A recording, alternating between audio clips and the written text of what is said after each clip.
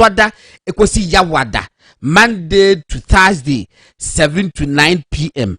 Live on radio, live on television, live on all social media platforms. Yebedi nkomo. Nkomo BSD dibiano, yebedi na.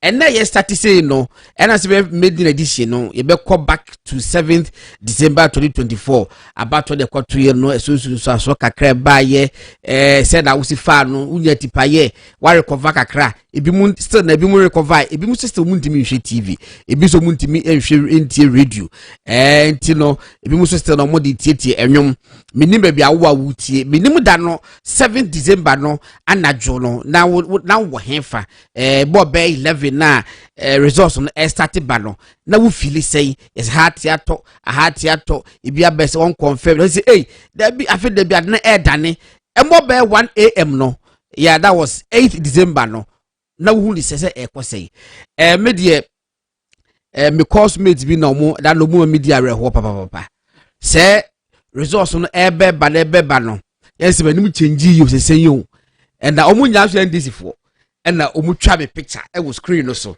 and na omo de kwato omu page and na omo so mo hwa akwa nanim de akwa yi se nkoye ma yeti se me manim no omo de hwa bi manim aba be indicator aba omo hwa de e be koso asofo no so kan sem bebre se ye MPP win awie Dr. Bawumia win awie enkofo kan sem asofo no bi kan sem pam me de mani age ho ne se obi de se wora prophet Pokusi apia wa babonten abepa chew say ono die Yakopon uni Yakopon ka che no amemu Yakopon die ono atimi se na dwen untimi kubusa ne say dada nyame aden was sa wadwen untimi kubusa ne hwe demomu no MPP anema na ahwe egu perifo se wona mahwe egu a na hu si de hye ne ye etini ebedi enkomo ne be call election se make be call election no ho na vet no so ne ma ekoso parliament mo hu se ntokwa kakresi hodomo ebi apagya table udi se bi musu budezo mu way through for the first time in the history of Ghana say one day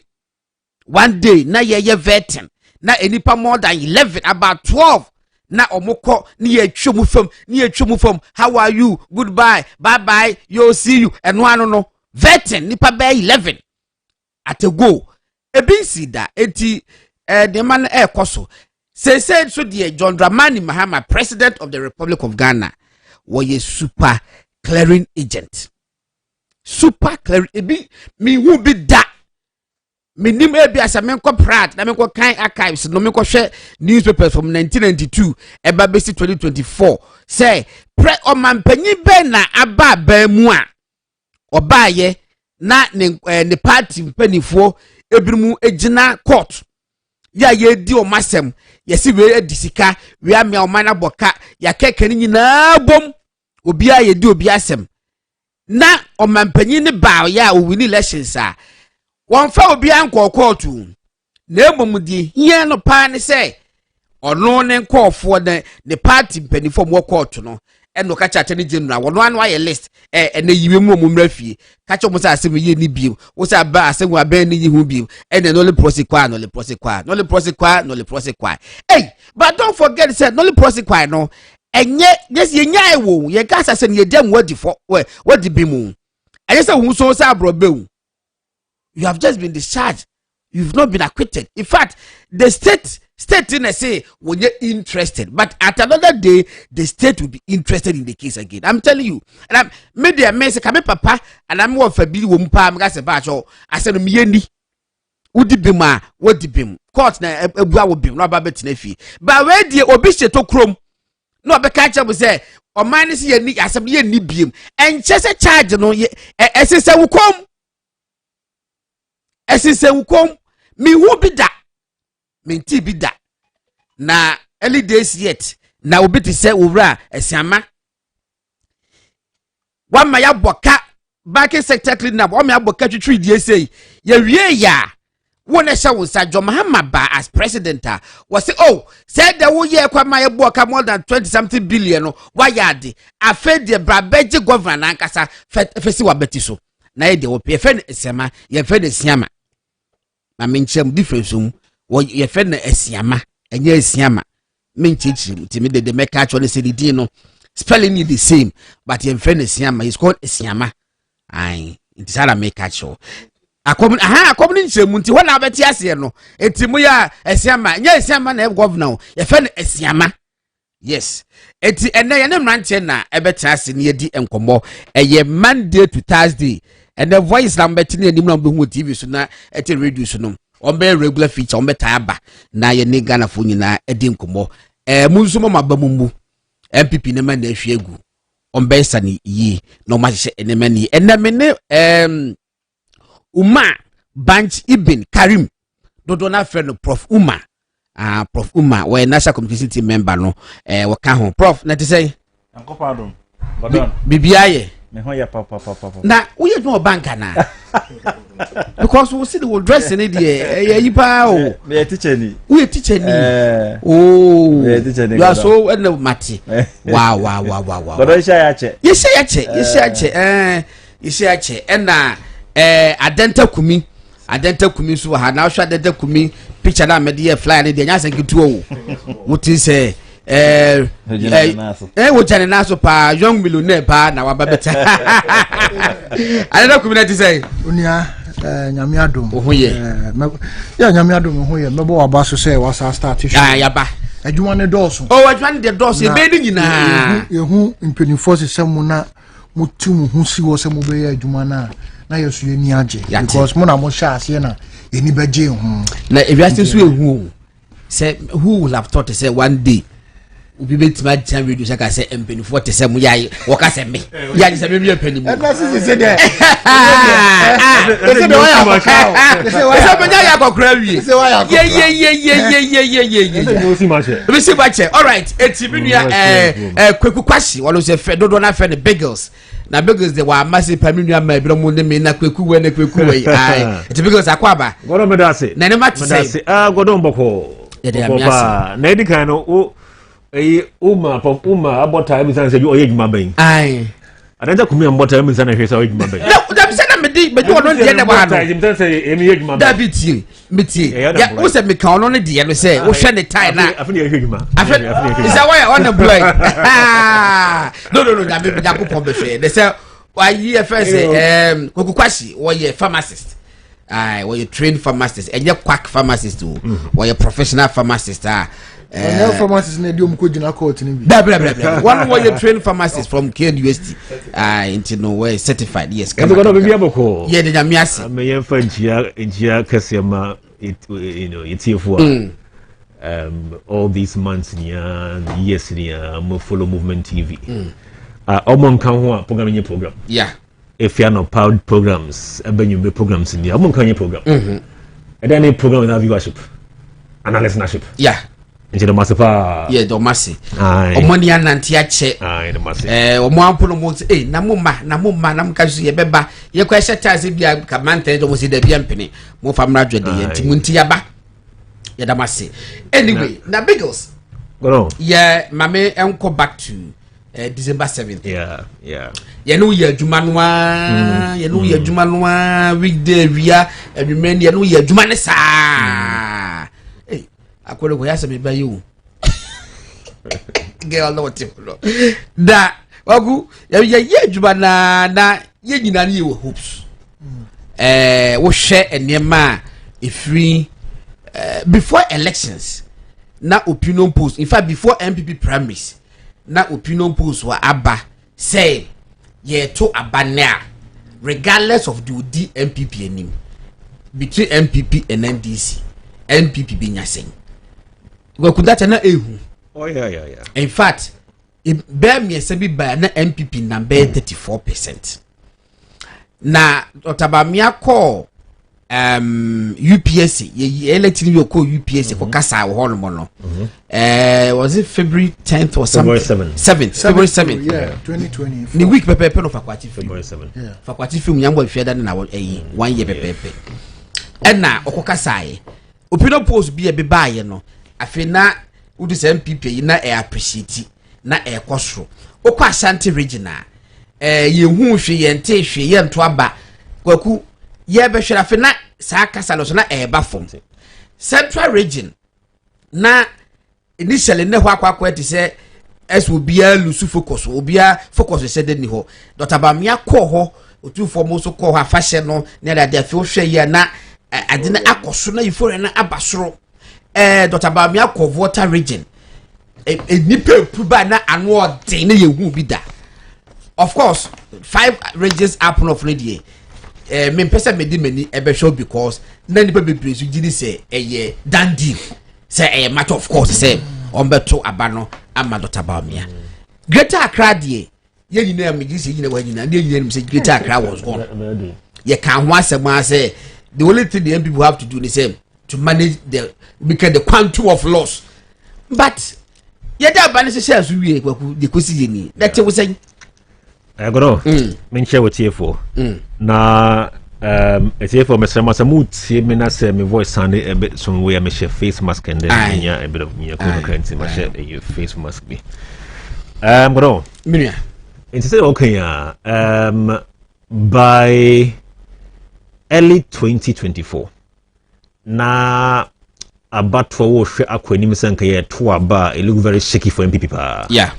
Obia who say will look very shaky. Anka ye to aba, fansanka ye to aba no in January 2024 and can be who so kra. But of course as okay no era baumia or shase or ba pro or shase with UPSA or Nigerian potudra and gradually or share a campaign as from one constituency to the next constituency no. Not a pick up. And see, we're all very hopeful about it. We saw the signs there, things are picking up for MPP. And Abedu 7th December. Who the most shocking results. We agree say very shocking results. Now there's something about elections I have known, but I'll say it here. Sure. There's nobody who can know the outcome of an election. You can only believe. Yes. So predictable. You believe say in some sense we are marshal 1, 2, 3, 4 and anticipation. Way to me see. You can never know for sure to me. Because go down. So because say me say me win here. I say me man for team. Yeah. When you be a team. You can believe say me win. Because obi okra and then all 90 akobut no okra na just kwan so. Oh, of course. Okodu mo bobut na just to sound. Yes. Enti you can only believe, you can never know. No polls in this world can even know. What I say? Say polls be it me a predictive or predicted na say eba dia ogidi ye no. Dia polls no gidi ye na abem. And na polls no nim. What was here? Aha, because when send it for team, share Uko America before I think Trump first came in say share all the polls were in favor of Hillary. Yes. Yes, BB was in favor of Hillary, including even the BBH say electoral votes no say win. It was clear. America who can post that. Again, no more shase. What is it? Yeah. And almost experience wumpa, almost software to make the predicting near my baby konia. See, they were deep in there.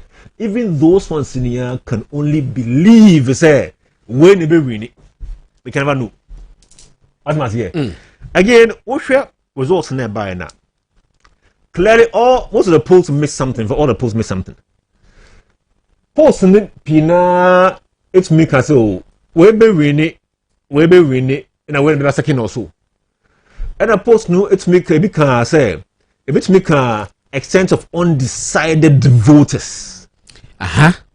Undecided voters. Yeah. Yo, but emu pina for obedient to manka, the extent of I want to vote. Obedient to me putting numbers to I want to vote.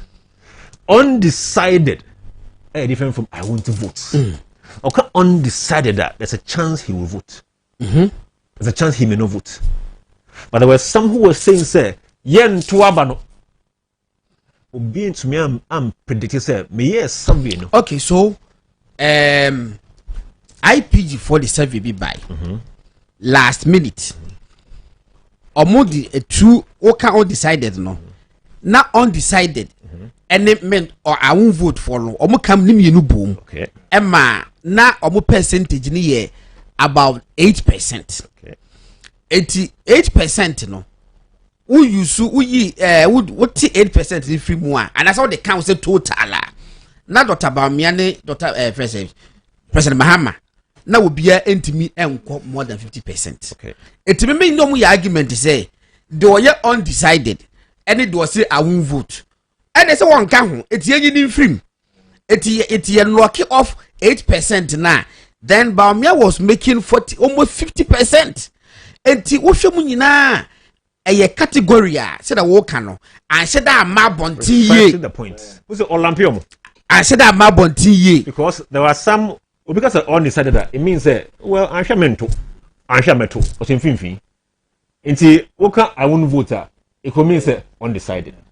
But obedient to me and said I'm predicting categorically say me you know those who said say me imagine say the one pom can pass finchim say be me to kra no say insan ka bi it's the idea a missy obia what I say that's what I'm saying say polls you know you can only believe because obi okra wo kan oka say I am met one away no pono obi kwa na you know correct what I say obi kwa oka say met one away baby akwa say met one away kra no okay no the next 2 days 3 days one be as if see your ma as dynamics no hono kra yeah it's true an election 1 day election can be a long time 1 week can change things in election you need to me see na swing will be a different place of course yes yeah of course and see polls can only believe they say when they win in a way Gordon Brown that I know ye chancellor of the exchequer UK election back na post just will be winning na woko rally bi and na we ye no woko na microphone na bonom or ka say off and wo can sim bi kiti very innocuous na it was about a certain woman oh you see there it is just because yes. Me wa no bia no so beto am Gordon Brown that's why Gordon Brown never became the prime minister one event to be yeah because I think the US at the time in the 60s John F. Kennedy so film and the point and brother be person run it there was some issue be on it or babia sembi or baby small issue be you could fire in the cage it's a sound ni makora yeah no it's election here bibia can change into any post bibia can only believe what might happen you can never know so woni mo nyame and that's why polls fail sometimes yeah what do I say yeah and see one area ninia you may say but I believe so going forward the pollsters will keep in mind these parts and next time yeah pollster yeah call form say yentwaba okay makano you go on I think say I say ye tias here government in power in opposition say tias na for ni tias say amount for ko abattoir ye to money pot so ye to money pot challenge sao oboni say abattoir is a referendum on the incumbent okay the tie kunwa so ne to no to aba okay anya de oba na obi connect okoto abana or to money pakro so say de o ye manage won say me to asama ana say or to etia protest ni tia ne to tia on say okoto amana de oba no ayo the challenger said some can say opposition don't win election friend say incumbent loses right okay fine what I say because out of protest they all part the ninja won't na amandia nipa na for na eka no ai ne de enti me nkoto ma no because nipa ko bi obakọ no onye hwe onye president onye hwe da enti how does he know say obejima perform it aye incumbent who ebufu tembia sanity everywhere in the world that's what I say now I think the things that NPP can pick from this election hold on. First of all, the fact that John Mahama abadua onyaya odi win election between 2020 and now anyam big biasa ambo godo voter population no about 18 million ana yes nipa to about 11 million it is some 7 million totally abstain someone to That's what I say. Now, the reason why I said that was also so, they say, I watch here, a man for SCC back pa. Pina is to say, Pina SCT back because any people call for no man call. Because I believe that anybody who wanted change, of course. Yes. Anybody who wanted change, of course. Now, okay, the fact that the electoral population, any year from 2020, ebe do 18 point something million. Now, the Mahama enya anko shupis ana. It tells you say, among they want to change in 2020 na pina na sanko tuma. Okay, with the figures be bekum. Okay. Na nyame admo channel pa. So the haya na wuti. Nyambo channel pa ti wa ha. Proper analysis, deeper analysis. Even put the no where analytics. Me could deep to figure. Initial comments. Okay. I'll come back to you. I'm called Prof. Yes. Once again, Akwaba. Godon me da se. How you feel? A that person baby I catch us over there over back. Yankopon shira o Godon. Ubo ejuma papa na Ghana for Eda wasi bebre. Titu Dr. Alhaji Mahmoud Bawumia. Amefia nchia kese enko emano oni nebusianfo. The man who has demonstrated say indeed you don't need power to be a leader. Yeah, of course. After the defeat of the 2024 general elections, he still continued to display, if you like, leadership. Usheni concession, Usheni character, even right after, even after declaration in there, even swearing in Nogara, he's been a statesman of and course. all of that. A very big good evening to him. He is very rare in Ghanaian politics, and I keep saying that. Yebenya Bawumia so binona ebiana acha ebiana Godon ena eba kwakofa weni so person contact nchia kese me de wudi se mi twa wo eza wo da sotoro kro media we the boot for boot media a program for be the boot for boot za ena eli abre Godon nchia kese nkoma Ghana for maje penye ese omo hweye no muti enwumre wo mi senior brothers adanta kumi ene because Yankopon enshira ye nyina media to be honest no election no results no shocking me bebre na ma me so disappointed and so honestly me said presidential defeat there I was not expecting it. Okay. Now o start say na euphoria no form but having cited few occasions, yes. Now we realize the euphoria was coming back. Maybe because of Dr. Bawumia's personality, we saw say, oh, the signals are connecting. Yes. Yeah. So honestly, who can vote a region? Who crowd that to say the kind of turnout of voter region at the man Dr. Alhaji Mahmoud Bawumia. So putting all of these things together, no. Mami shocks ke sepa say indeed your friend saying Dr. Bawumia lose election no but nentia shock me more Godon share the nature of elections now you call 2024 now it was a fresh candidate as against somebody who has been president before. Yeah, so I was rallying behind Sir motive. They say Ghanaians having lived up to this century, will not gamble, okay, the country Ghana and hand it over to somebody who has been president before without any record. You and I agree. Say John Dramani Mahama Ebeye president. There is nothing to show, nothing at all to show. So as against a vice president who has been very, very instrumental in Ghanaian politics, Now I was thinking, say Ghanaians could just give him the nod. Until I may disappointed but having said that, Abba, Nkofo Kasa, the party MPP Nankasanso, I take steps and I say, team I yet say, omunko round NGO opinions, me coincidence and ra and omobaho. Enti Nkofo ebe omovie ni ade. For me, I think say we can regroup, come back very stronger. Godon, assembly na me pese meka. ohwe 2028 elections na eba na MPP ye wo opportunity kese pa okay ba ya nhwe niema ba ko mienu bi ya wan hwe na sa opportunity no yenye den yenya ho mfaso ene se den ohwe John Mahama the second term niye odi wi a omabiom yeah it will be very difficult for the party NDC to market a candidate that will be more popular than Dr. Alhaji Mahmoud Bawumia. Of course, that is true.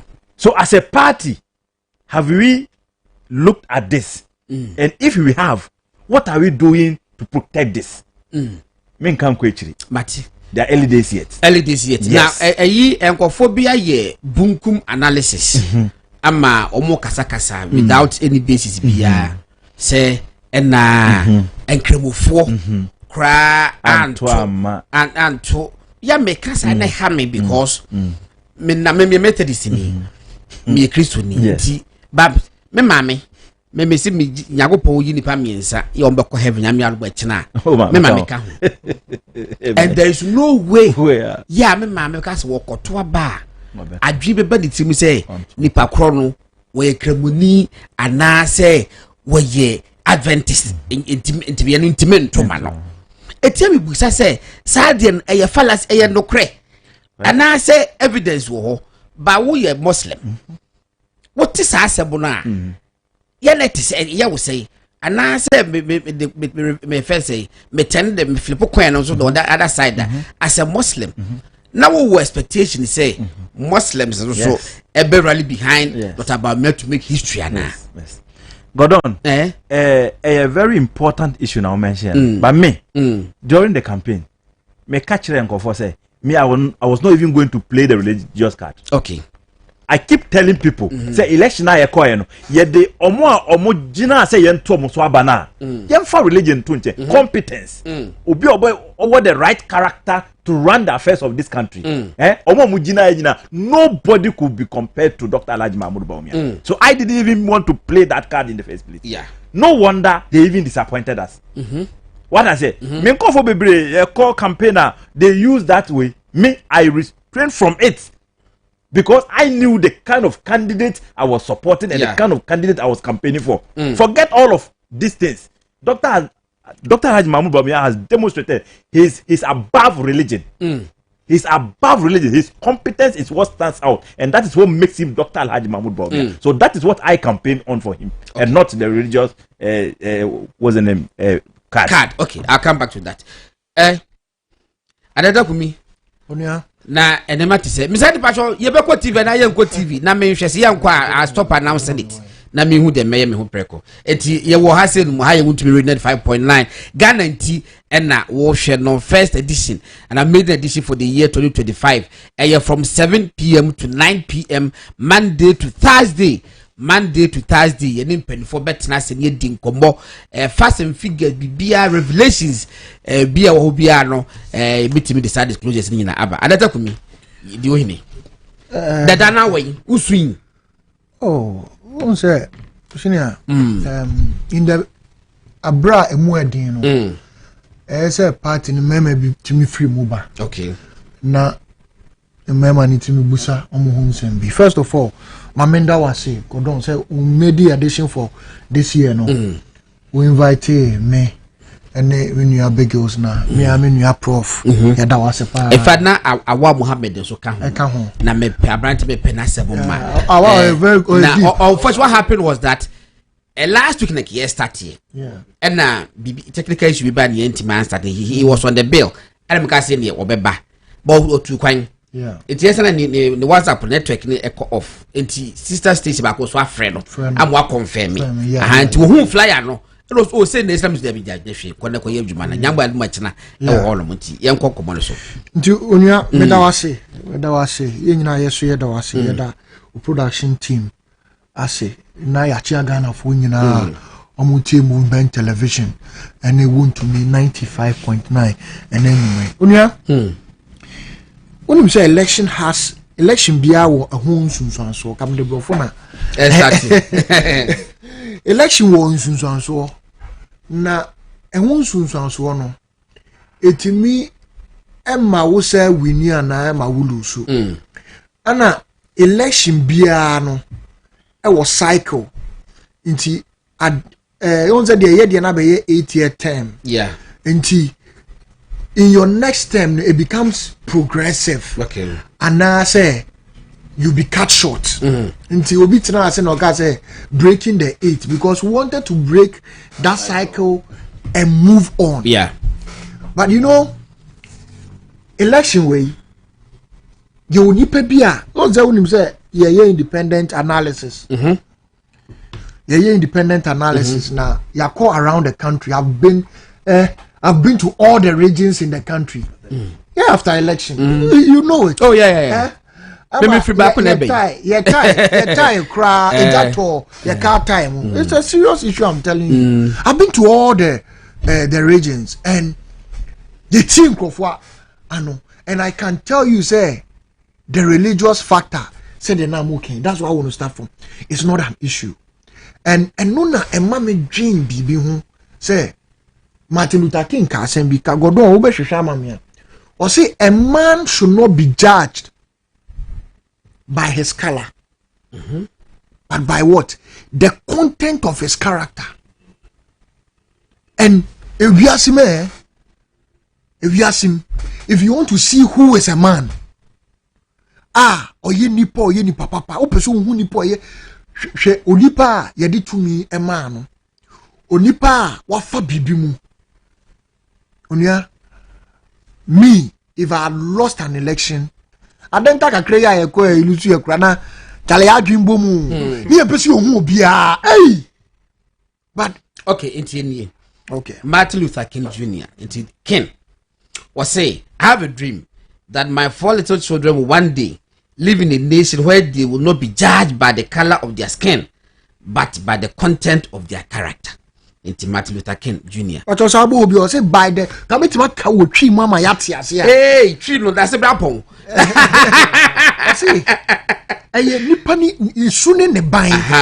Enye ne wedie so ye broni and bini. And you see it goes beyond whether uye enye school a wo call you.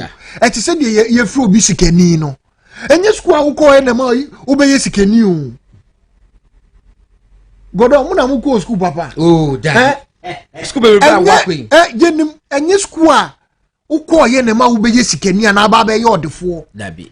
Eye wa se de obebo obura. Enti na sa akode bo anwum bi. O se abrabo nyina na ya na montu. Na mehwe Dr. Mahmoud Bawumia anamontu a wetu after election na. Every doubt I had about him is gone. I'm telling you. And I'm not the only one saying it.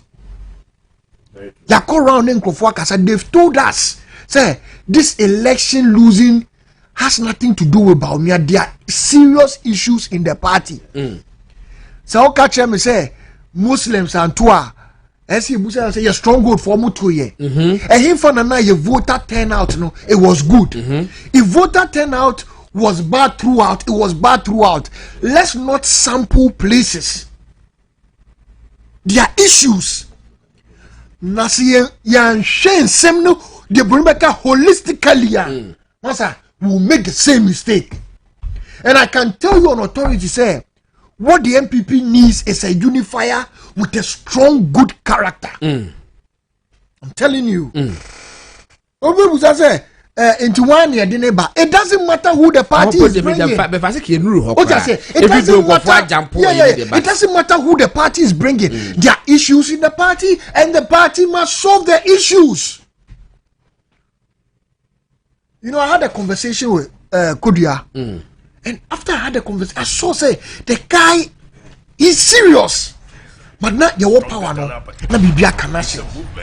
Oh, now the report you release report. Yeah, maybe I may compare baby. I should be 2 months be. No, what pump you? Because it's near my yacht. I was here. There's a verse in the Bible. I think Revelation, and I'll say the angel of the Lord told the people that what you have done is not yet perfect in the sight of God. The party is broken. But You see achia na so embu ye eno ne ebe nyina headmaster. The headmaster. Eba omo so chese afutuo bia so no hu a ede chese jikakrafa subotom. Ebuka yensem no ho. Ese afutuo bia the way de chen ya no. You see, there's a chapter in the report. Your friend no, the greed, your friend the arrogance, the greed and the factionalism. Yo. Wow. The arrogance, the greed. When you nipa, when you nipa, the idea basi and chema party for. And when you nipa intiminche Abodam. Personal kuminya. I said the greed, the factionalism.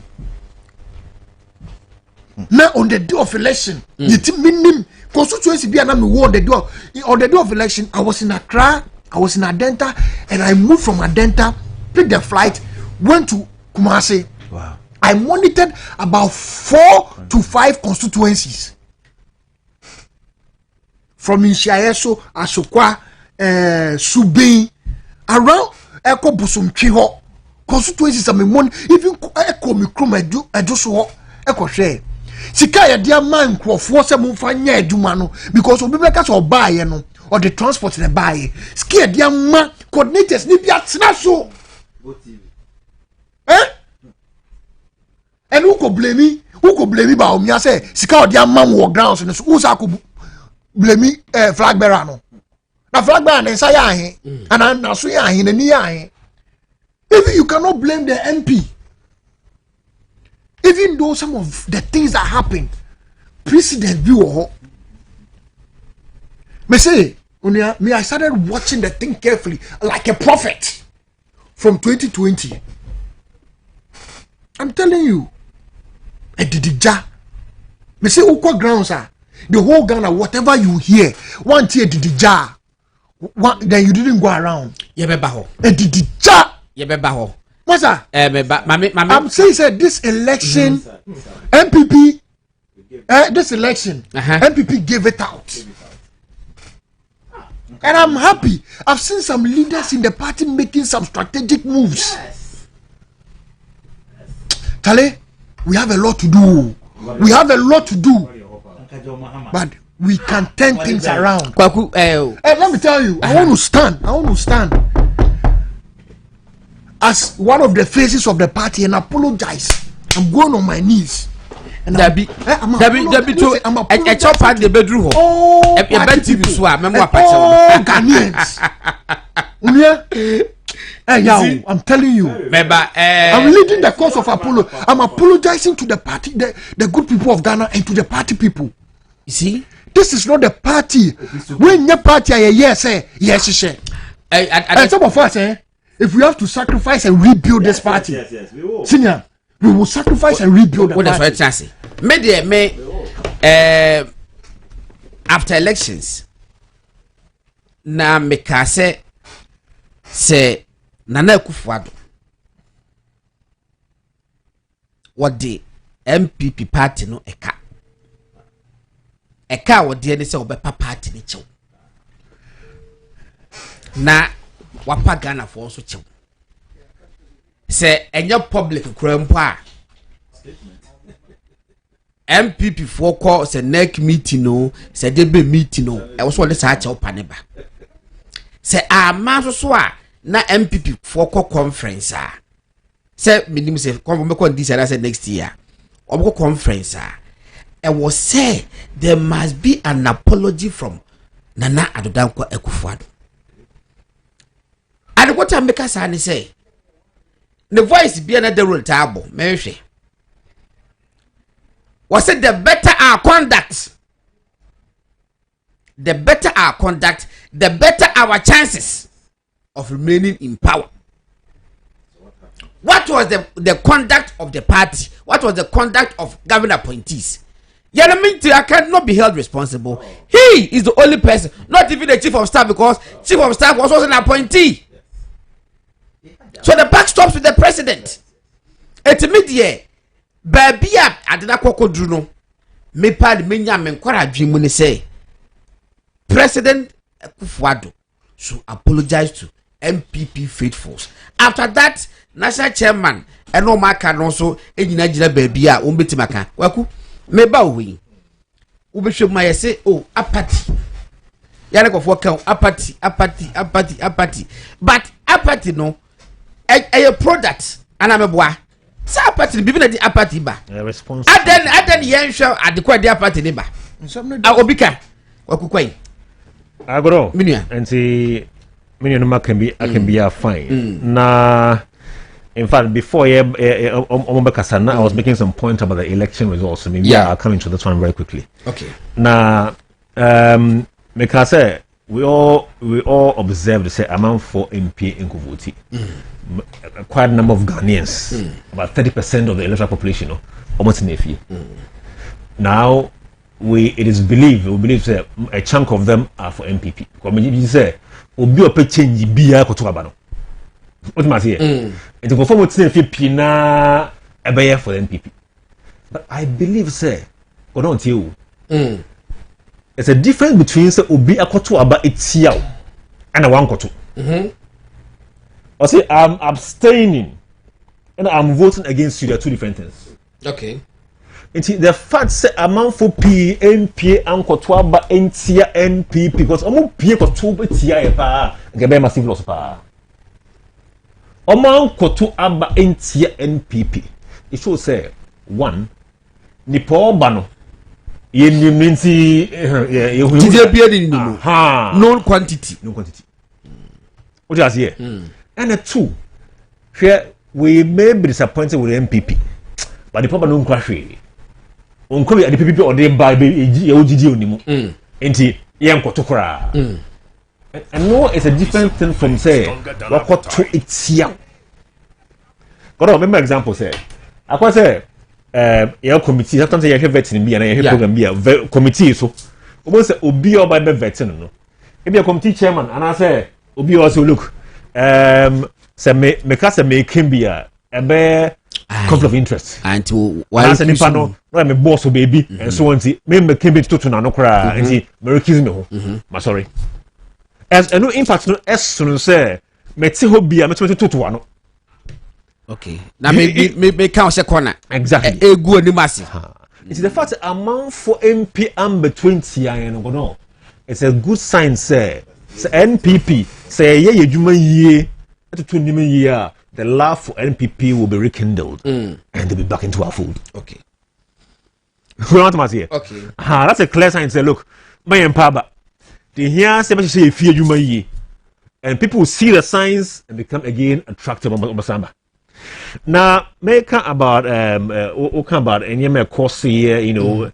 But the issues are many. Yeah, a dozen. Including the any issue puno. Who's your issue? I don't think I'm focus say. Oh, who here say you better committee. And ma, a whole year in the because you must say, Opa yen why saying. Ye jiri say ye nim politics mu kakra ye jiri say nim ne ma bebre ne ma MPP lusu ye no but ye ma ye pen ni paper say ye ntro ye tro e bi betenya bi ade ma be 10 ya ye nyina ye tro ye but kwaku menya ne ma miense bia wo so ntro betwa ne ma na bia me so ma ntro aha enti ye no ntre hu be hia say penfo be kwa na kwa gigi obi idea why the party lost obu wi am aggregate no say okay ye fa be kum and I say ye fa fenifa enti before say trust you before say it's in order say ye be ye ne hu what the cause of the issues are. Yeah, what I say make a way not to bring a reason but one thing was also clear across the world. Say most incumbents abana motisu pina after COVID maka Britain in May 1 year after COVID almost 3 prime ministers. Yes and that was a clear effect of post-COVID matters. Yes. From May to when I was Boris Johnson by and so I say Lisa is a Obabi by and so the Indian by Rishi. Now what is the school fee? May this school fee? School fee. Aha. What I say? And see, these were signs of post-COVID countries are almost through problems. And see, that alone means a factor and then China look and affect all incumbents. Apart from you can say 10 issues, you know, I mean, he said the committee will come out to tell us what it is. But again, I do not expect the committee to make a report public to everybody. Debbie. They've never made it public. They've never made it public. That reports cannot be made public. No, among be that. Yes. Because maybe say my main can mean disclose it. After 2020 elections, omu yebi, Emma Robos of Mafo, and I were chairperson. I appeared before the committee. Now, media may ask them the fancy. Me make what can be yaku. Obia, me buy no. You can make some perception. Let me say perception be what all must say, and Tina and a neck for the resource no was the bar for me saying. Mamma back to I. Me a journalist. I'm expected to come with facts and data and also, but not to come also trumpet perception. Hey, now one you can't corruption. The only Afro barometer perception.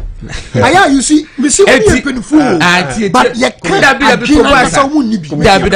And na Papa Usu Ankoma. Gana say commission to UK. No, Mashada me born no pedin. What catch madam say or no, and they say so when him what perception does it and then there's a problem. Yeah, because and then my perception no he mentioned the Afro barometer. Sure, perception we are saying can ya answer. Interestingly, say any pakure okay lose the seat too. But the report from Mufem Mabont, and I think it's the end of it is all more. Yeah, in politics, perception is a reality. The person's perception is his reality. And the old you. And your politics. The person's perception is his reality. Yes. That's what he feels, that's what he sees. Yes. Reality. And that's what you address. And what you think. And then the perception said it's him. And hear what you think. I.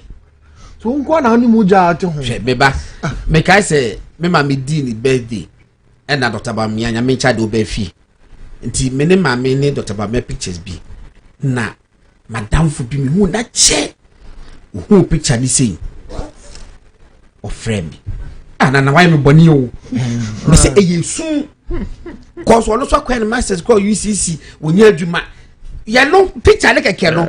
Chese ma ye ya se me na me ka so Dr. Bamia je sei a obeye. Ya no reality. That is reality. But the reality no. That is reality. You pian ya. Yeah, but Nipano, the reality no. They don't understand. So you must find a means to address that reality. Yes, that perception. It's a young reality. You know the concept. Nipano show the reality. That's what address it. You know, if you're a leader, you have to be careful of your behavior outside. Okay, my member a prof for no more. A perifati committee. And perifobia so atiesi abonten. Kasa. Wenti ne baye. And said what Bobby take us wenti ne ma party lose without necessarily offending anybody. But if you also walk can one ye careful na party gonna was attitude. You know what can they say? Na me senior brother Kumi ekasa no oka se usi form na se woni nkofo kasae na se wan te se eye didija na se wan nkofo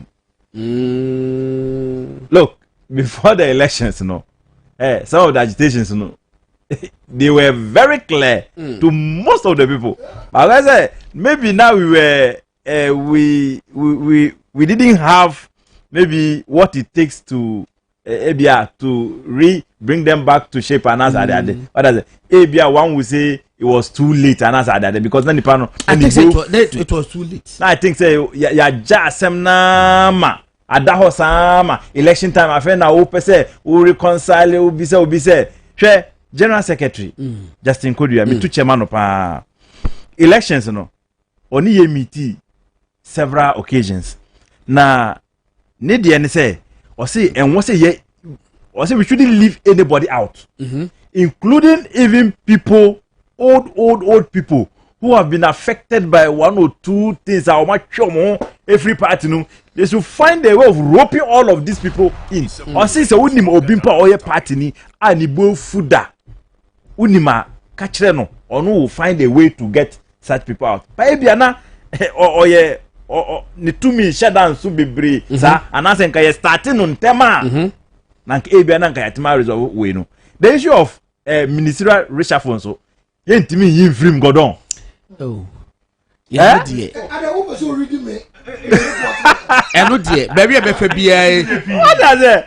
The issue of ministerial reshuffle. There's a name. His Excellency Nanado Dankwe Kufuado. Odunkwaye whole chapter. The whole 15 pages on my report. Oh theory. MPP on. Honestly, campaign and nipa die chire kakra no. E me hu say nkofo do MPP. Of course. But who said tembia na say ye perform well na say efriyan kasa ye ho. What I say? Ntina ebimu a setting kabao bi na say onka we hu dia and they forget you. Me ni mpanyufo no musu. Mpanyufo mu abem enso no musu. Go on. But not be busa will be. Where devil's advocate. Yes. Say, is it that party penny for no? And some of your candidate said Omunim.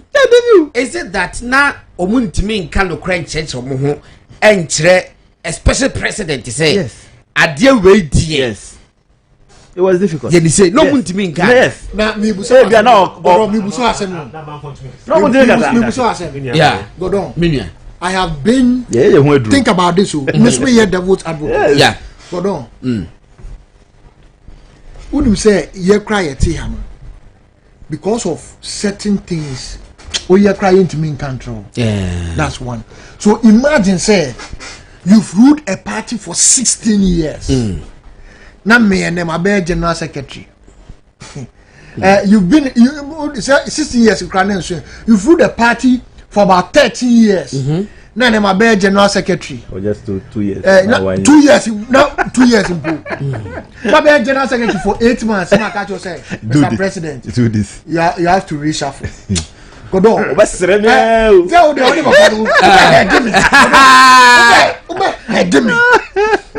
So you see,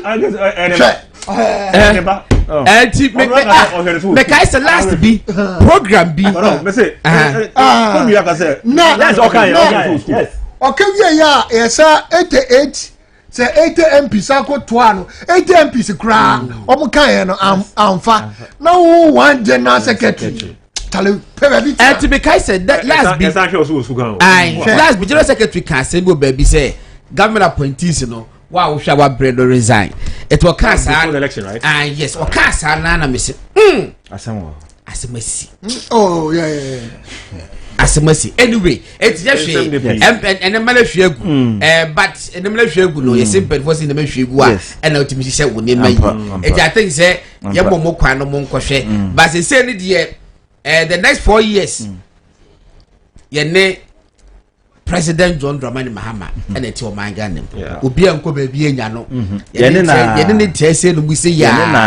Enti no enkofo no be ya adwuma no etinya be ba bonten. Vetting process no abia ba bonten. Yes. Ebi mo kika say oh omutidin oh President Mahama we do ya de pa o emrante di no bobo emrante youth no bobo mudi youth mo bobo mudi menim ma memba kumi ho. Wo mo say President Mahama abobo emayi youthful names bebree as compared to the nanado no kwabo ye bi muso we there proper party people mo enim wo mo and the buy nti no kwofo border baso wo hwe wo de compare the President Akufuado eso ye obo mu appointments youth na wo hwe te say even though bia wo se dan ye say wo hwe da hwe age ne pa the to strike average wo hwe te say bi so no I don't think so there's a massive difference sir Asare-Bediako no there's not yeah there's no massive so let's say someone like ECG boss was I said we dia him obey ECG boss well do big kana yeah do big man okay young guy but the guy is it is a guy that works for the Jews. The expert is there. The expertise is there. Upon Kruma. How old was he? Samuel Uku.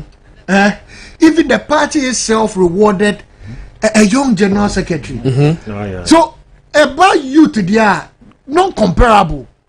Yeah, no more. Abnas or say Kwabrampo for appear virus. Yes. State housing. We call two deputies of staff. No more me now. Even when Fatima was taking information. Not Fatima. So you to communications. What Eugene? They were all less than 40. Yes. You to the Kufuado the youth Jumapa. No dear. That one you cannot. Oh, there be. Abu. Yes. Abu. Yeah. Some Abu. Yes. Yes. Young guys. Young guys. So I know there. When it comes to youth, that one they will say. There are people that even don't agree. Say Kufuado, the youth they woo. Yeah. So you focus on penny. Yes. Kufuado, the youth. Yeah, you get one or two influential older people that were here and there. Yes, but you can't use. They have to be a balance. They have to be a balance. Of course. So, but the numbers of youth are during the Kufuado time, there. National security. Well, how old was? They were and even NIB boss. Yes. And fairly say Thompson. No. BNI America. BNI boss. I don't know. Oh, I don't know if it is here. Hold on, see that issue. That issue there is a non-starter. I'm out for air share. I'm for almost Edina or appointment now. Now you come back to 8 years ago. How young were Ah, or share Nipan age and there as against the building, it means about 8 years. I know about 34 years. I know for 2 years. 2 years. Is the appointed to be 35, 36? Now, how many with 30-year-olds are in John Mohammed's appointment? Sami Jeff, you can. Sami Jeff is even more than 30. No, Sami Jeff is about 30. Sami should be like 36. 34. He's just 34. Yeah, he was saying 30-year-olds. Yeah, Sami Jeff. Basentali. Mention again. Who can you? So far, there's a woman you who can you recall? Less than 40. Ashanti Regional Minister. Yeah, okay, 137 as I said. Yes. So apart from these three, who can you vividly say they are 30-year-olds or more? Shamima and Kwa but Kufuado time a lot of 30-year-olds, even as deputy CEOs, deputy ministers. They were all less than 40. Yeah, was less than 40. Yeah, less than 40. Kofi Fosu cancer. Fosu cancer was less than 40. Adenta Kozi less than 40. Yes. No, less than 40. Some of those. Yes. Even among the PROs. There was a Kufuado's government had a policy say only young people that were grooming were supposed to be the spokesperson for all the ministry. Who they check it?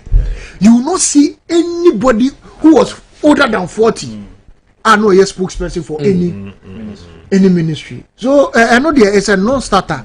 But you see, in America, back to Papaya Semi, Martin Luther King, said the character, the content of your character. It's what you'll be judged. You'll be judged with. So content of your character, no. Onim diaka hu. Onim diaka hu. Or attitude, your personality, usunu obain. Who will be a naturally a vindictive person. Who will be a when you bring Kwafadiana. Who ye obia. Asema ye busa ni mbusa ye snitch. Let me say who a snitch. What ba vetina ye busa say udu sika ne ye den na say enye me nko ana me di me sika ne ko yesi. Asema ye busa me say say who a snitch. Who ye say nkofo ye snitch. Godon what ba veti. Yes Godon. Adena utika wo allowance ya deal for clothing. E wo wun to me ha. Udi ko you uti. Na say I nyame nko ana me ye for me talk.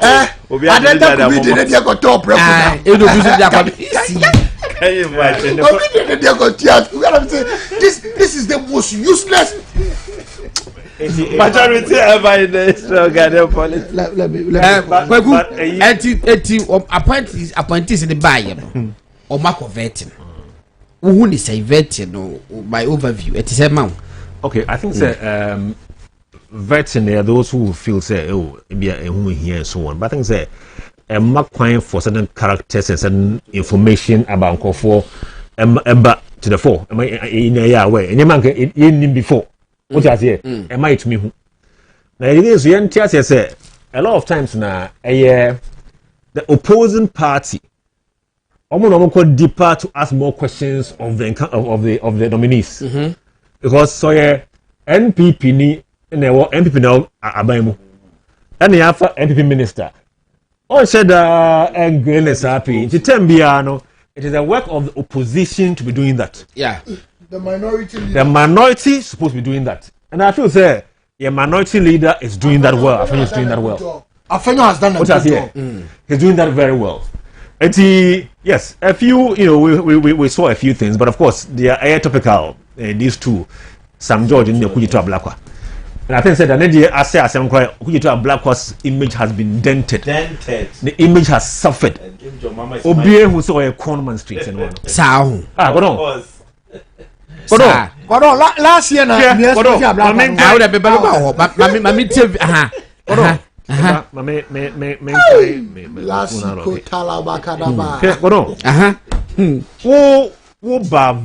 yes. Before elections, this man made everybody believe say obi yedan obi man for diwochi. And about veteran. Uba veteran no kasa bisa o say. Na wo eno podi e kasa be who say also wadan o baby. Also I have a normal simple 4-bedroom house. Simple 4-bedroom house. 4-bedroom house is simple for a socialist. Yes. Hey. For a socialist. But you see, kasa wadan yen. Na wa must qualified simple. Because tell go person will look say. And I'm saying for a socialist. Out there was all dream phone 4-bedroom house. Kumasi a simple 4-bedroom house. A man for you to be now. What the 4-bedroom house say a simple 4-bedroom house. I feel who are over a veteran. Nipa over veteran to one no. What they can acquire no research for no documents at the aba. Yabo mu de na anooding. At the aba e be facing. Na fe ye okona wa bisa questions afi dey say Mr. Chairman, I think say question will be some no unfin be some. Really? Chairman no so for us. Oh, so for us so protect no. But here Adedi obia e clear. And therefore social media the picture the video to us here comment no. Na sinema mbusa wasemu adwuma ben na after university why what gainful employment no why that. I don't know so no say no. I know you time of university no. I am say printing press no photocopy na otimi de high dan or airport hills. Hey, chale munni photocopy machine ya. Be machine. Me nkofo o ma famia na o mo furo kujeto they feel used. Oh yeah. They feel so used. Say I need to about it enjoy into sir. Up to now the rent agreement. What mean by? That won't mean famba. Document 7 on the floor won't mean famba. Me say a black the bar. A black a bear match semia. The rent agreement to Yimbra. Oh no. Me say oat mean famba. Up to no mean famba. I saw a chocolate akoma. Omo than ye modialo. So omo famra. Oh no. Would be your rent agreement. I will landlord the bank on the back. It's why you for bright. Obi want a copy. Obi want a copy. But say TV so me who video be TV so e mi say say I find mark him say you pay and you 15,000 sign. Say you know what you say now public servant I mark him say you rent allowance sign to me. Well to be anka a man for so disappointed. A man for feel used. People who follow him feel so used. Say, Sir Brantia Dada. So how can bomb me. I said nada. They don't want that. Obi risk here. It's the question here I say. I was say when you go 40 table somebody demon win am fine. Na we are now the way pay. Upi us. Ha!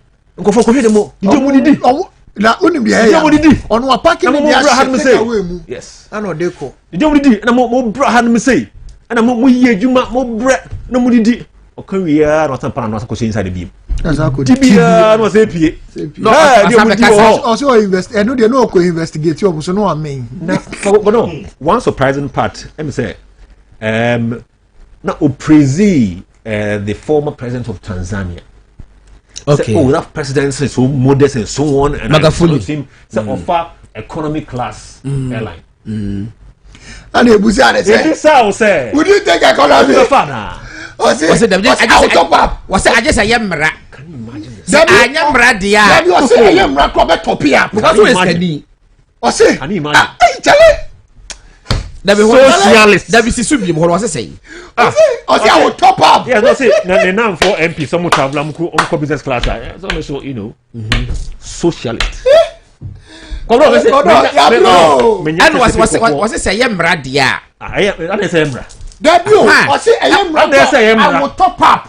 And what is Samuno? I will top up. If you stand by, I'm a business class. I'm not an economy. Exactly. If you stand by a principle, economy, I think. no, we to stand by principles. What do you feel? We to stand by what you believe in, and what you believe in. You can't believe in one thing the other way. You can't believe in saving the public purse now say by force and say travel business class. No, you can't do that. But say what bana now I prepare documents on. What about Fenyo marking? Now you put say or no one so the dine documents went to many back mano as picture Benny Pinty, picture Benny Deba. No, I say because social media and could read comment and for be and the can't say be I go and read it, baby. And who were following him are so disappointed. Not a single document into me. Common tenancy agreement. Ebinio. What did it be? Only my dear Bakwa, I am a yapa. Obejina one thing I say MP loan and council. I am said what you bear for. That's the point I'm making to you. Hey yo, what you bear for? See and council. Obia or shed them in Grofodi. As I could talk combine harvester. And the year to my also to my constituent. Mr. Constituency for Neko Busamo. I say I quite a job work and pay. It's a vet, you know. I am good to say it's exposing these things. You won't say a man for them some years since. So, sir, I'm on time. They're moving yesterday. Prof, so far, what you were saying? Yes, for me, Mamenfa, as the case here, Emma, the mighty minority, led by Honorable Afenyo Markins, Oma demonstrated say, and your numbers in Kwan, and yet debate or parliament, but competence. The competence and a debate our parliament and I engage in parliamentary duties.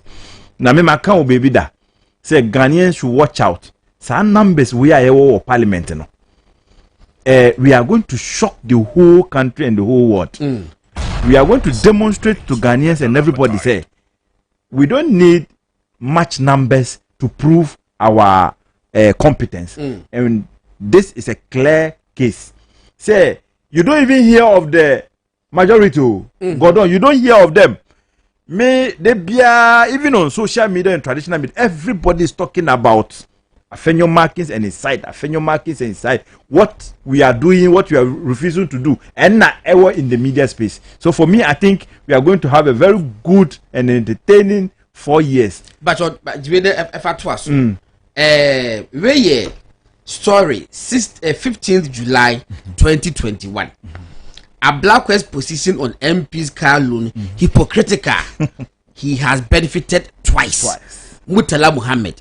Can you imagine? An insider. Fine. Was it a Black West position on MP's car loan hypocritical? He has benefited twice. Where you Murtala Muhammad? Okay, about you see, say a puntreni every soon Bekacho say. Odanchichi every soon Bekacho say. Odonchime wa yenye papa na okasa no MPP ni no NDC MP. Oh yeah, NDC dey. MP. Patomanti o. Member of Parliament for Tamale Central. Oh yeah, Ibrahim Murtala Muhammad. Oh see, technology has described as hypocritical the Northern MP's advocacy for the discontinuation of government guaranteed loans to purchase vehicles for MPs. And what was it? quotation. It is the height of hypocrisy. And I have to say this about my brother. Okudzeto is not just a colleague member of parliament. Myself and him have come a very long way. He has taken the loan twice. I went to parliament with him at the same time when he took the car loan. In the 7th parliament, I wasn't there, but he took the car loan. He took the car loan. He took the car loan. Sorry, I was saying we are not crediting Ghanaians with some wisdom. Yes. We are not crediting Ghanaians with intelligence. Can you imagine? Now when I heard It was the car loan. ahead of them. What free? Head of them. All right. Government assurance. Government assurance. So Randy, Obi odi no kre. We say ono e demand to microphone. alright now about me Obi no kre. Okay, yes. My prof we. Yes, for me, I salute our side led by Afenyo Markins. The NDC, for me, I have said elsewhere that a dana omo declare results no we in Ghana for who say omaton omo color TV akoto black and white. Now looking at what is playing out in parliament, you know, a clear indication say Ghanaians have regretted even voting for these people to come to power. Oshe obi ti say ono Okudzeto Ablakwa. Ono jina won say o save state property. Meanwhile, what free university unye major job here and so what ma acquire facility in Airport Hills. Oh sorry, I also you are fighting for Ghanaians. Why don't you live with Ghanaians in ordinary friends and communities and all of that? So they've been exposed big time. I pray that going forward, you know, our side will continue to be resolute and then continue the fight in the interest of Mother Ghana. All right, Machinti, Prof. Uma, and I'm not telling Kano about 8:28 at 32 minutes. Not just here, sorry, FSA, the higher won't be radio 95.9. From God and Asare-Bediako program, the Ghana you were live and all social media platforms. So many million men, and it is said more. I don't commit, I was said more. And then, of course, Kukwashi, do not find big girls. One also, I was said more. And that could be now, can be a fine. Now, it's now TV if you know, vet, you know. You are a baura. Yes, only. One of the reasons and the clearing of my main from boom. My main from boom. Only say when it comes to Okudzeto Ablakwa, I'll say I'm one of the major people I'm starting here investigation on Ablakwa. Tama Rock City in Sensemba yeah. Ablakwa couldn't separate Rock City from Honorable Brian Champo. I had a serious problem with it. Until Mr. D in a track record. And I realized Jake Obeche Bilamte Ablakwa did it to him. My papa knew we are yeah. I'm telling you, those of us that were young and had an opportunity to talk to Jake before he died, we knew that he was very bitter about that issue. Ablakwa ye gidi assembly could do court. Meaning the court. I say you do not have evidence to what you are saying. Assembly cannot. And you hear say be na adiaba. You don't have evidence. Sa no dim sana. Or the ko ye ya NDC for omura JJ Rollins. Ama JJ reply omukache and say baby so then sharp teeth. And you know who recorded it in his book? Working with the Rollinses. Professor Aho book no page 201. We did that share. Said the lives of Ablakwa and some so I don't want to mention the name if I'm not sure if it's Maneboamwa or someone else. I say they sent those people to go after President Rollins. And President Rollins said reply and say, you these babies with sharp teeth. Ofishwa ya babe mu no de ko Akufo-Addo. So the Akufo-Addo say Akufo-Addo akọ jet ne o say yebusa na jet won asem ewo. Do you know why they asked him about as a foreign minister you have to know the importance of the government bearing the cost of the president's travel. If I as a private individual whatsoever be the case, whether I be the president's mother or father, pay for his trip. Do you know what I've done?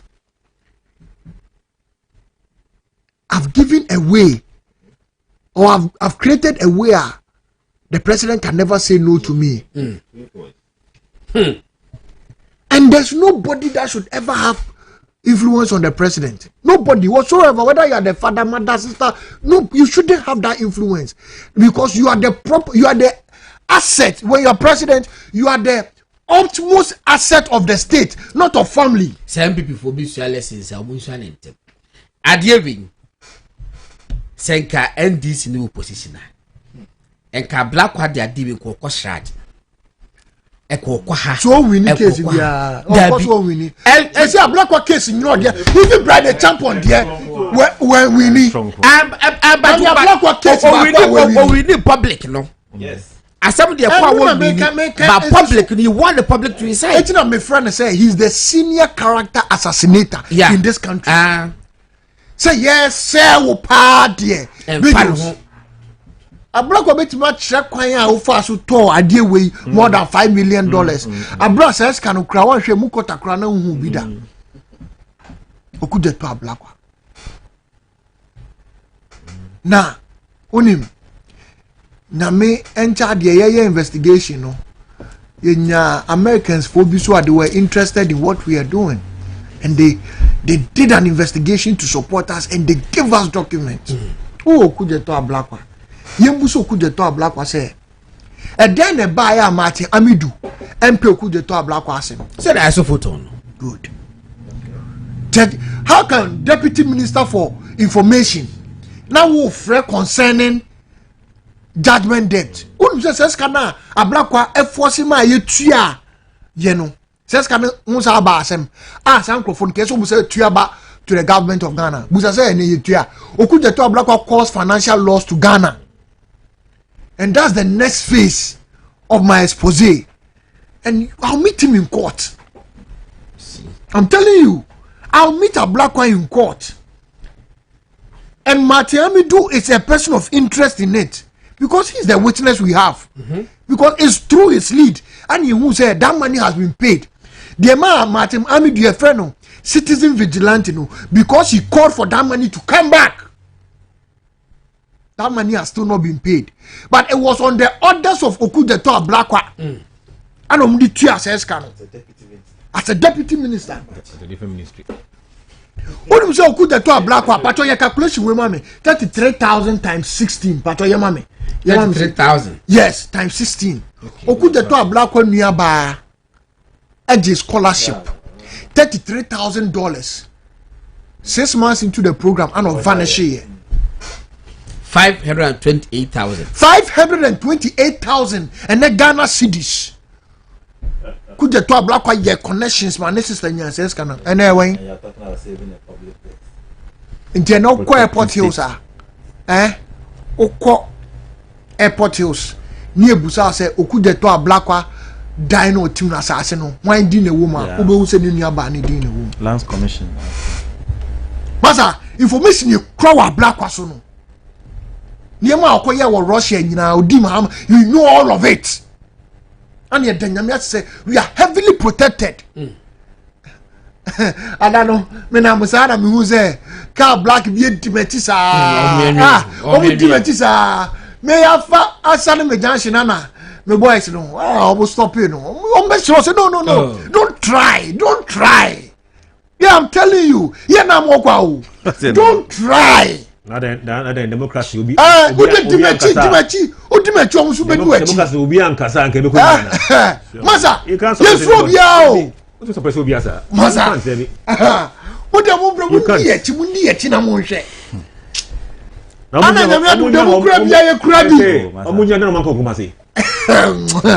so, issues in the doors. Issues in the doors. Yeah, no dear. But I want to congratulate you. African. Yeah. The fan who are fat or the minute Namwa Tiana Midu coffee shop. No, would the name of me room one branch be no back. And I'm saying, me see for men like a crack. Oh, I was our madam who I died out. I was expecting this into me. My boy, oh, my boy, the funny thing about power is that all throughout history, power seems to repeat the very thing they complain about. Into Abia, what time no. O kasa na bia amanfo ebedi wachi ya ada wodi bichi ada moye se o so bedi ya person repeat the same thing Ntibi de bedi okay so person repeat the same thing yakwa last topic no so ora now 10 oka operation the bay recover all loot the NDC clearing agent and na no kan opposition obo buy no some baben oka operation cover all loot cover all. Yeah. Say we are clearing agent. Clearing agent. Biggles. First of all, let me say, so share orally, or share a means of operation in Kanhua, and then what type oral is as simple as a clear Kokonsa committee in one. A clear Kokonsa committee. Now, a banana or opposition, they would me intercept documents. Now, Bar Pass, you can't tell me. What do you say? One country. Clear Kokonsa. Why you are not in power? What mean intercept it? Now that you are in power, what's the one can't tell me? How? We intercept the interceptor in the name of Jesus. We intercept the interceptor. What does it? Now that you in power, it is me who will be sacking we me sacking. I feel that one committee. Rollers time na or more tribunal and other man. Me review be account to be a lot say no one will be wasem. Na branch no area no mote no omo no muska kakra wo fi nti no car that time 80s the be car wo fi ade se muska pa na o me ekoche no yakoche omo na busha for buy no lo mo fa de car if you for car ni bi no ko fa say o manage car no and na wo no a branch the NDC PNDC ni no use car no because na ni bread na sa boy na what mu area na I ask about you, na diakoswi. Ora members no, monshe omuye. O master that run what target in Sasibi. Kodo, and no one. Yeah, or more so ebeto. Kokonsa committee, committee, no more. Yo, go ahead. It's the Obini office beer or in your fine beer. Ebiana, a MP minister. For some reason, or ya did the ninja or can in him. Obaku Trantro, and I say, hey, wait, or yes, or hand say, yeah. No, I can tell Ghanaians by the next half of next year, and it's a form of party. Alright. You know why? Because the concern does so much to say. Okay, Attorney General, it's an investigation. I bear so much to say, oh, Nyakwan Pulakot. Dabi. Too much work.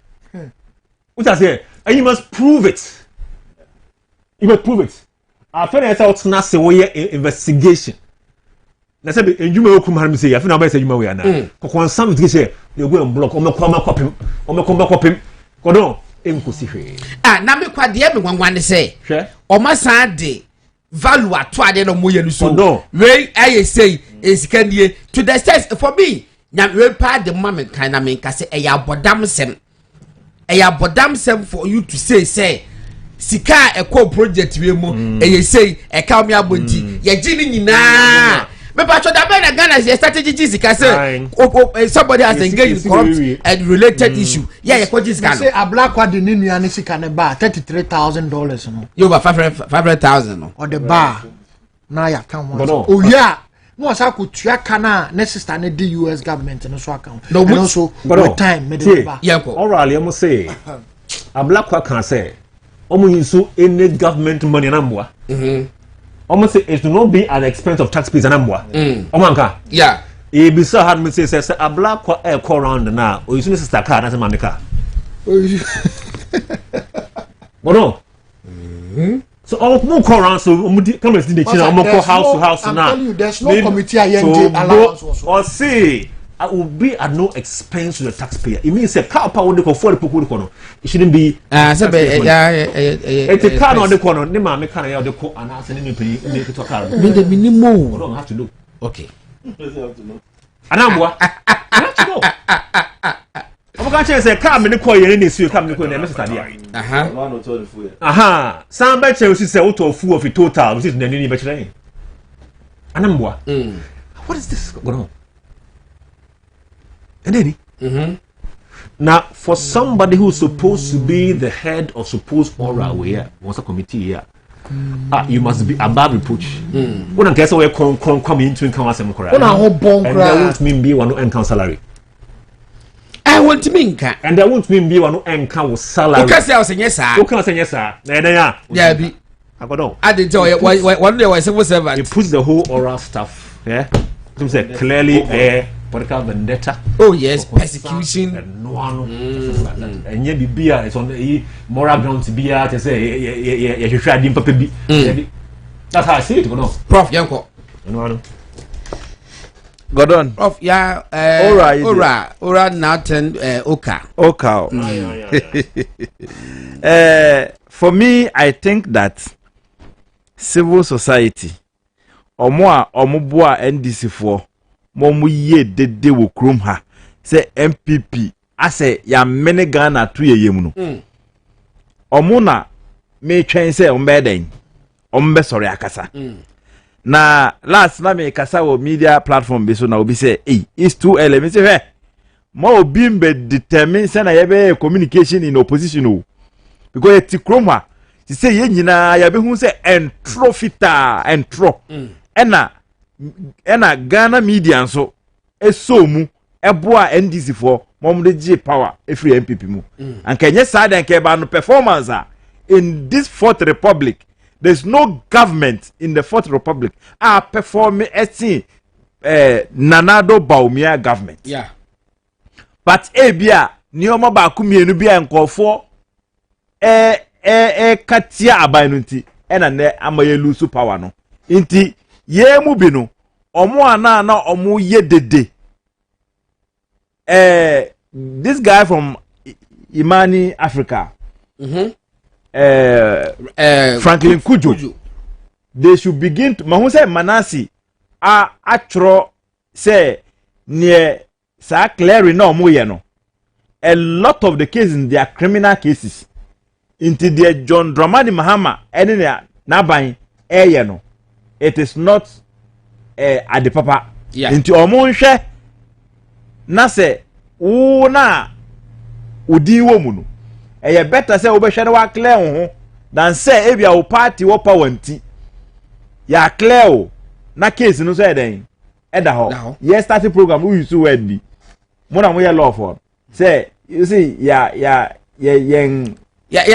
discharge about acquitting which means that the problem is still there me boy yes what I get a material and say yeah kill crowd that what means everything should be there be the state has only said they said they don't have interest was it only interest you can not only prosecute citing no evidence and at the identity in future when somebody finds evidence say criminal case they say empro chile so be fine and all of them no you can't tell me say there are no evidence of the crime they are accused of nanka say by this and say nanka release omo it for me all those who were making noise in this country in support of NDC say MPP aban ebo Ghana krono ni ade no ene yehu yeti edin wo krom ha tag omode board na do kwa kufa with excellence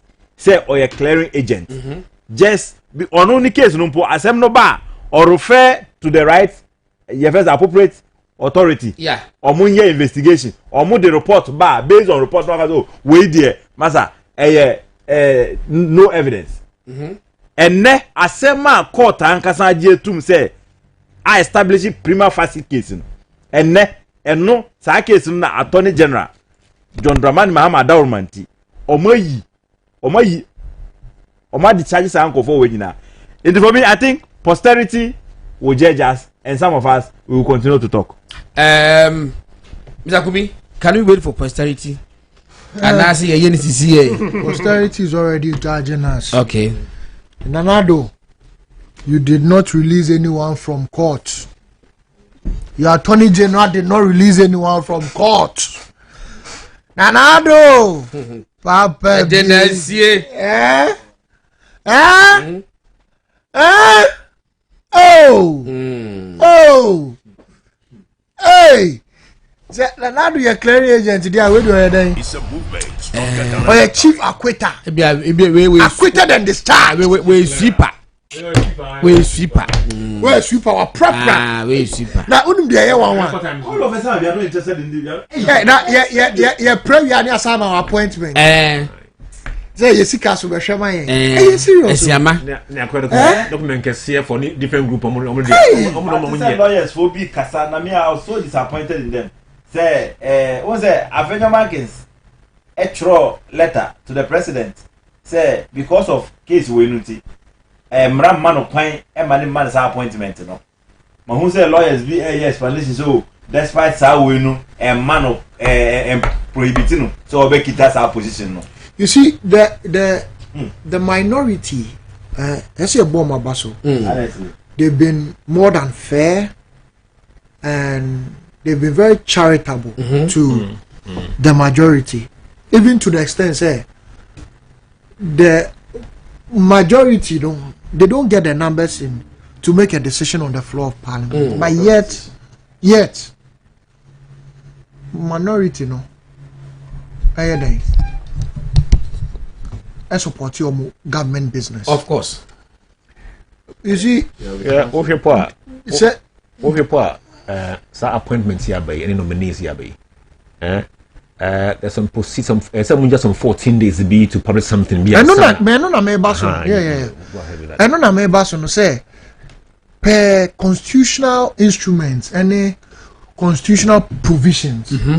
Their procedural requirements when they make up for too much. You want to say bia e dawa say obi beye president bo obi din say ene ubaya me soafo wo yan say wuntumi ha you a certain number of dates your friend will be advertised. You advertise to the public, you advertise to Parliament. Now the spirit of the spirit of the law is to make room. Say obi wa sembia o say there obi ko ware ani aka say wa sembia kan we den keep your but peace. the minority allowed it because the NDC pleaded, said they wanted to form government quickly. In the spirit of forming government quickly, we allowed that.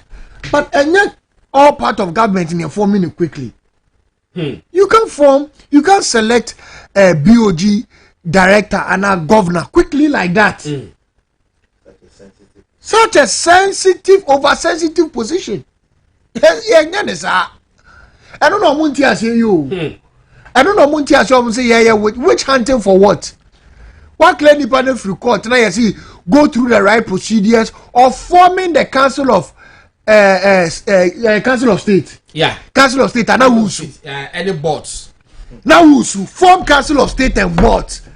Now who's like I say they are behaving say akolabia omaba ya jine tofi be free in sema ya ka say ye ne koda. So why ya ka just say koda yi? Why? It's because of your health. Wapumu dinti ni koda. In the spirit of the constitution, he knew why he said there needs to be in place a council of state to make a certain appointment. The framers of the constitution understood it. Mr. President, please, when I was here, say, who believe in the constitution, do what is right. Mr. President, do what is right. Say, Okuju to black amode, we oka ne mane koma President Muhammad. Na, okay, to black wine ne say, walono. Yes, Christ to air call. What the guy, what the VSC Jai, what the VSC Jai, to black one, one fear the Holy Spirit. Value. I value. say land I was say you turn say now I turn say nipa untwin kan rent agreement untwin kan salary rent $8,000 crown to me. Okay, 2 minutes. Yeah, sorry, Prof. My member also first. Yes. Yeah. Gordon in Chiakese ebekwama say mo hihye sa dwumade we ye dey enlighten Ghana for na se na ye opposition there ye ni formula honestly me maka se na omode ye no sa na ye start adwuma already ye beboma ye de joma ama betena kurom ha ye nim who he is nioma omoka against Nana Dankwa Akufo-Addo government omo ye no moho and necessary kind in just few months 2 months as 1 month no ya to petrol 3 times dollar ye jano 14 and then I'm 16 enti ye ni excuses bia ye no mu ne okrom ha omo ka che say they have the magic wand. They should make sure say we are not taking any explanation from them. Omo make sure say Ghana for and one BEC candidate. Yes, say Omuntia 550 cities. I know registration. Yes. Now we say Obiatia, yes. And now who social media about me who story no. Obi catch him say what tia ne there. Ne ba what tia ne ba there and no anso sa matise nko bozo mo tweti omo ma there. Yes. Into way say like we keep saying Nana Dankwa Akufo-Addo ni governance no in this fourth republic no obiantimi match no and the honest truth. Godon ye better wase say wa hihye sa dwumade we Ghana for omonya mre etie ye ne ya ye ja ye fie ebetena hanso ye nim say oman na yeren yesum me chia me constituency for nyina any MPP mpanyfo nyina general secretary of the new patriotic party Justin Kodua ncha kese enkoma no me that's all right we should that's Professor Uma and Amoteleka no Wiggles wrap up me pese Ghana for a TSS menjin this there's anybody in MPP or pese abani faili debi e betena ha anye botai say abani faili because say ochina say wo say dollar e 1 cedi ana meboa na say metumi akoto moto atomoto 200 Ghana and 100 Ghana. What was many Bajana? Why not? Aye. Me PM promoter amato. The 50 pesos. Many baji. Ha, and see obi any ha on pese aban faili because abani faili ebe affecting ya swanambwa. Ha. Yejuma yebe wa hanu say yebe kas ama Ghana fo. Ensema munya kwa enka no ebi eka to us. Na it's me abano ejene na so amana yejuma ana abobia. Nti yebeba ha yebeka. Ebianse kujeto abla kwa entura otwa through vetting you said dan oyotrofo. Oh no one day. Obi ehu. No conscious. Yebeka yenchi no na what he stands for any question eno ano. What he stands for any question. Just simple as that. Okay, it's Yami Adma if you da ebe ye Valentine's Day no. Dr. Mahmoud Baumia ebe call Harvard Business School. Okay. US na Jumedi FN Beyond Borders. That's the 27th annual conference. Theme there was Beyond Borders, a myth or a mandate for Africa's progress. Wow. Keynote speaker, His Excellency Dr. Mahmoud Baumia, former Vice President of the Republic of Ghana. It's Yami Aduma if you're there be chocolate dino. Dr. Baumia ni be di chocolate dino. Ibekasa na yeti la ko pick na live akra na ya hwese the city adanta kumi a minute na fabra pap dey sorry so me dey me say adubro MPP fo nyina adubro ya ni momo ma ye lusu ye ya ni nsem mo kan ye party no ehun hia wa o kan bibia o behwe ye ti me dey se meka party no wa se meka party no obibibi ama say nipa ne hu fi abra me ni se nipa ne party ni no metu me hu fo ehunu bida intina den abaswa o ma ne be aduane a no e ne ato nche no me yi me ni ato nche meka party asem papa nko a ene we dey say new year new leaf o because I used to make us watch our frimpong okay was make us watch was so o follow discussion inti profuma e ba mani bidi e ko ba data kumi so e ba na Oko Bigos Kwashi also a bad. I'm not betting I best out of 7 to 9, Monday to 9 p.m. Monday to 9 p.m. Monday to Thursday. Sorry, Monday to Thursday. 7. I'm confused. 9 p.m. Live on radio, live on television, live on also.